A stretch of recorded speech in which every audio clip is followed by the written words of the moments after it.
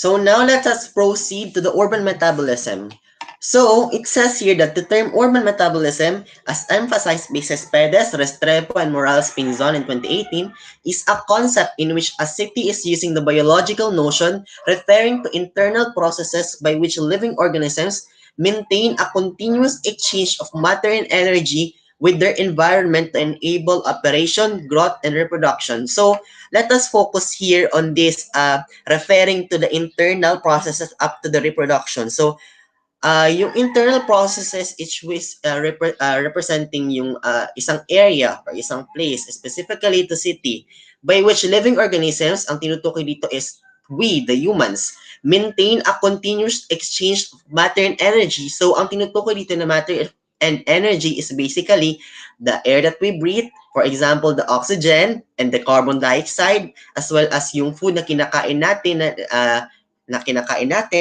ay yung tubig, yung water, the H2O, and the other forms of needs such as yung electricity, yung ano pa ba, what we so called of this, yung iba pang services with their environment to enable operation, growth, and reproduction. So usually yung matter and energy na pinagkukunan natin is coming from the environment. So yun yung tinutukoy na urban metabolism. But let us remember na yung urban metabolism is hindi siya para siyang nagmumukhang maganda yung kanyang connotation, but dahil nga sa patuloy na tumataas na population ng isang city na didiskaril or na anong tawag na nadidiskaril ang tinatawag nating sustainable development. Why? Kasi sa pagdami ng population ng isang city, ang nangyayari, ang tendency is marami ding kinakailangang matter and energy na kailangang supplyan ng isang environment. So, ang nangyayari dito is what we so called of this.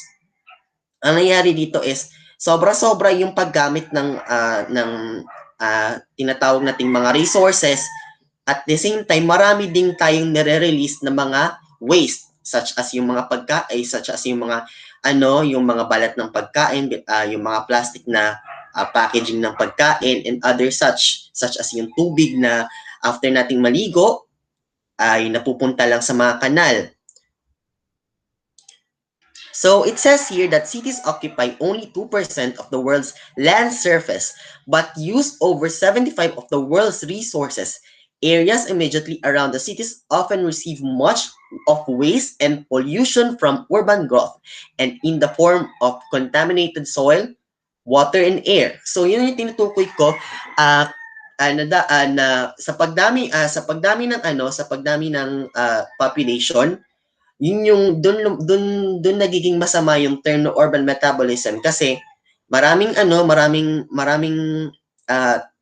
tao na kailangan supplyan ng kanilang pangangailangan, and at the same time hindi naman ganoon talaga yung capacity ng isang area o ng isang environment. Then ang nakadagdag pa doon is yung pagpatuloy natin na man-made activities that promotes global warming and climate change, which is yun yung nakapagpababa pa ng capacity ng isang city na masuplayan ng pangangailangan ng mga tao.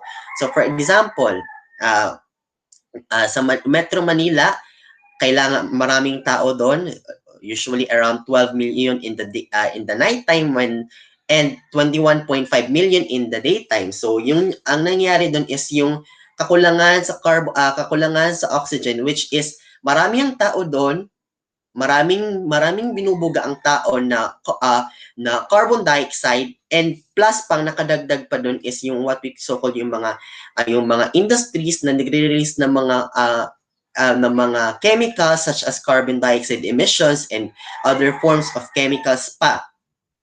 So yun, dahil ang nangyayari doon is yun, nakukulang yung supply ng carbon dioxide, and at the same time, yun din yung nagko-cause kung bakit yung carbon dioxide is stay in the atmosphere, and nagko-cause ng global warming, that is in the form of air pollution.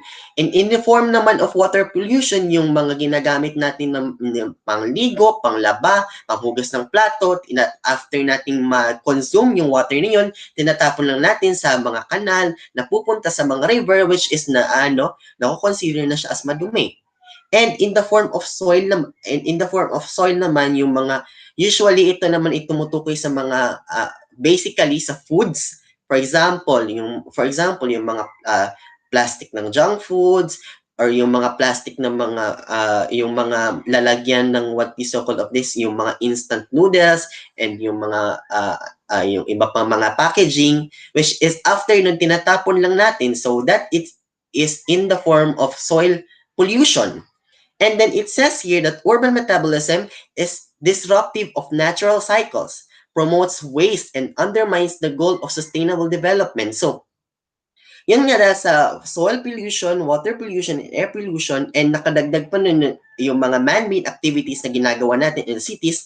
So, ang nangyayari dito is na nako-compromise yung yung sustainable urban development, which is hindi natin naiisip na meron pa tayong mga anak, mga apo sa tuhod at talampakan na kinakailangan pa nila yung mga resources na ginagamit natin at nasasayang lang dahil sa patuloy na tumataas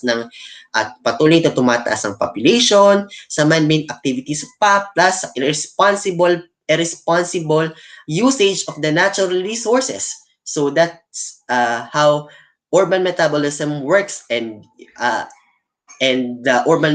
the urban metabolism discourages the sustainable urban development.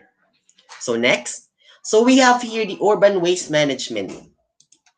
So it says here that in high-income countries, the problem usually centers on the difficulties and the high cost of disposing the large volume of waste generated by households and businesses, while income-low countries' problem is related to collection. So bakit ito nangyari? For example, in high-income countries like United States and the European countries, ang nagiging problem nila is disposing, saan nila itatapon yung mga waste na tinapon na ng mga household, ng mga residents, because nagkukulang sila sa area kasi yung mga yung mga lugar, yung mga places ay na consume na or na pakinabangan na into a establishment or into a household or yung mga kabahayan. So walang lugar na mapagtatapunan.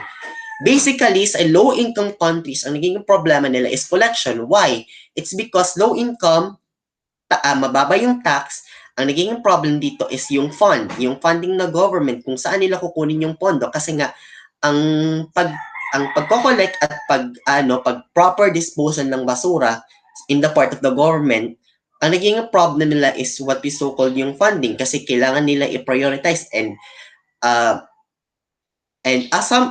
assuming na meron ding ibang priorities din yung government aside from this collection of waste. So, the dumping of urban waste in landfill sites remains the main means of disposal in Western cities, while in third world cities, the level of waste recycling is generally higher, where recuperative reproduction is an integral component of the urban informal economy.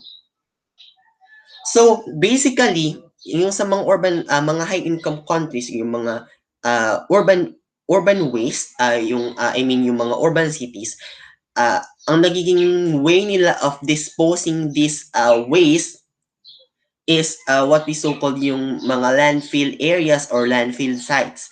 Kasi wala naman silang problem at all. Ang naging problem at all in disposing the urban waste. But ang naging problema lang dito is yung mga lugar na kung saan mapagtatapunan ng mga urban areas ng mga first world cities ang mga basurang to. Well, in the third world cities, basically dahil nga tayo ay nasa middle class and karamihan din is nasa stage of poverty ang nagiging strategy natin, especially tayo mga Filipino, is yung recycling. For example, yung mga lalagyan ng Coke, yung mga plastic na Coke, yung mga lalagyan ng stick-o, ng mga plastic, yung mga plastic na bottles, is nire-recycle natin, ginagawa nating lalagyan ng tubig, nilalagay natin sa ref, or di kaya nilalagyan natin ng mga sugar, ng mga salt, doon natin inalalagay sa lalagyan ng stick-o. Kasi nga wala tayong pambili ng ano. And wala namang masama dun. And at the same time, mas nakatulong pa tayo in promoting the sustainable urban development in the third world cities. So it says here that we must not neglect the human dimensions of the ecological sustainability demonstrated by the recuperative economy of the third world cities. So as what I said earlier, hindi porket na ni-recycle natin, halimbawa, ni-recycle natin yung mga lalagyan ng Coke, lalagyan ng Coke na 1.5 liters, or di kaya yung mga Wilkins distilled, yun natin nilalagyan natin ulit ng tubig at nilalagyan natin sa refrigerator, wala namang masama doon. And yun nga yung isa sa pinaka-effective na way para makatulong tayo sa urban waste. At least sa pakinibangan natin many times yung plastic bottles na iyon. So dapat dapat maging open tayo sa possibilities of recycling kasi recycling, it aside from it promotes sustainable development and the lessen the urban waste in the cities. So yun na nakakatulong din at the same time yung pagiging creative natin kasi nga recycling is karamihan sa mga conception ng recycling is luma na siya. So natetest yung creativity natin, paano natin siya mapapaganda yung mga recycled plastics na iyon. So city authorities in the third world replicates the solid waste management systems of advanced countries and give little consideration to the current or potential role of those who make a picking living saleable items from waste. So ang sinasabi lang dito is yung mga third world cities mas nagiging open sila sa mga mechanisms or mga sistema na ginagawa ng mga ibang countries, ng mga halimbawa ng United States and European countries, but at the same time malaki pa rin ang pakinabang natin. So tayong mga Filipinos, maging what is the code of this, maging open din tayo sa ating contribution. Hindi lang tayo dapat umasa sa government alone kasi the government alone is maliit lang yung bilang nila. So kailangan nila ng tulong natin para maayos yung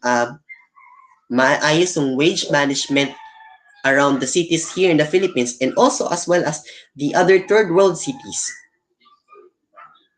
Thank you so much.